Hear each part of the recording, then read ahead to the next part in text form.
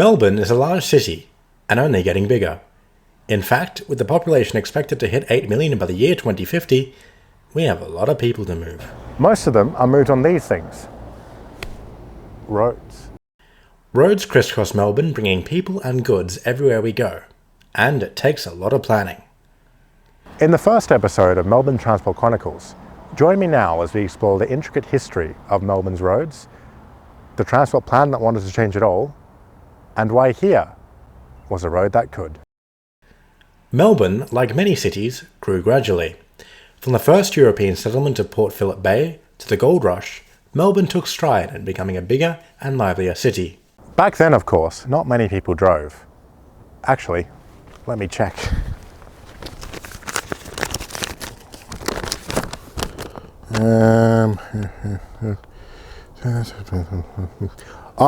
First car in 1986. Right, okay. Back then, nobody drove. Of course, tracks are built for horse and carriage, and the occasional drunk. There were roads though. The Hoddle Grid was taking shape during the mid-1850s. With little in the way of efficient transport, Melbourne was small, but it was all to change. Fast forward, around 100 years or so, and Melbourne is still a growing city. It would soon host the Olympic Games, and there were many complaints in newspapers. More cars, more traffic. And so it fell on the government to make a plan. After all, for anything to happen, you need a plan. It was quite the ask if you think about it. Having to design a road network for the futuristic year of 1985, but the Sir Humphreys of Victoria got together and they created the Melbourne Transportation Plan of 1969. Okay, the name is a bit dry, but it was a catalyst to this, and the answer to why I'm standing here. The 1969 plan was, like my insurance, comprehensive. Not only did it focus on roads, it also focused on rail transport. It was the genesis of the City Loop. Also, the Doncaster Rail was built But the focus of this video is of course the extensive freeway network. Melbourne may have the most freeways in Australia, but it could have been a whole lot worse.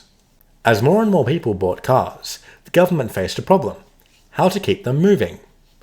The solution was simple: build more freeways. Victoria's first ever freeway was constructed in 1961, the Maltby Bypass, bypassing Werribee for traffic coming from Geelong. It was certainly a sign of things to come. The report detailed its vision of Melbourne with so many freeways. which is why I'm standing here. A good reminder as to why many of the report's plans did not see the light of day. I'm standing in the helpfully named Hillsville Freeway Reserve, which, surprisingly enough, was the route for the Hillsville Freeway. Shocking, I know. It would have run from here at Wattle Park all the way to Hillsville. It was labelled F9 in the report. Actually, zoom out a bit. Oh my. You can imagine the shock and horror as Melbourne was to be carved up by hundreds of kilometres of freeways. Many in our suburbs would have been split in two, thousands of houses destroyed. The former outer circle line where I'm currently standing would have held part of the F6, and people weren't happy. It was task enough for the government to reserve land for these roads. In fact, with so much red tape, you'll find today, over 50 years later, some reserves are still owned by the state, including back here. Some roads were almost a given. Tullamarine Freeway connecting Melbourne Airport was one of the first of the plan to be constructed, and with relative ease, as suburbia didn't stretch out that far. The same couldn't be said for the CBD, where plans not only had a ring road, but two parallel freeways. One which would run right through Victoria Park. No great loss really, it was only Collingwood's home ground. The inner part of Melbourne would have faced destruction not seen since my last playthrough of SimCity. So what exactly was planned, and what remains of the plan today? I must say, the plan was very well written. It has detailed graphs and everything. This diagram looks like it was covered in blue crayon by the designer's 3-year-old child, but it actually shows how far commutes were at the time. Work from home wasn't really possible, mainly due to widespread Windows updates. We'll focus mainly on the road section of the report. Don't get me wrong, trains are cool, but this video will go on forever otherwise. Let's start with the F1. The Collingwood Freeway. Not built. Very expensive, and could cause too much destruction. The visual pollution of the freeway here would have been visible from passing trains, not to mention the CBD itself. The F2, the so-called Hume Freeway. Parts were built, mainly near where the Western Ring Road is today, but the plans near the city, gone, not built.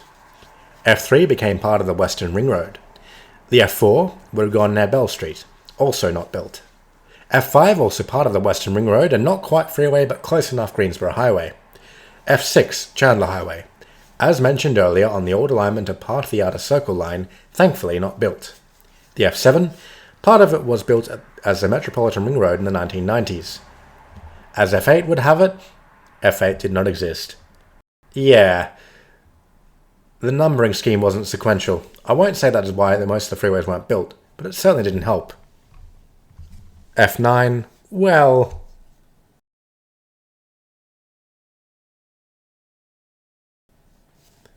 F12 wasn't built, neither the F18, although the North EastLink is being constructed on a similar route. F19 became the Eastern Freeway. F35, the Frankston Freeway, was built. Hurrah!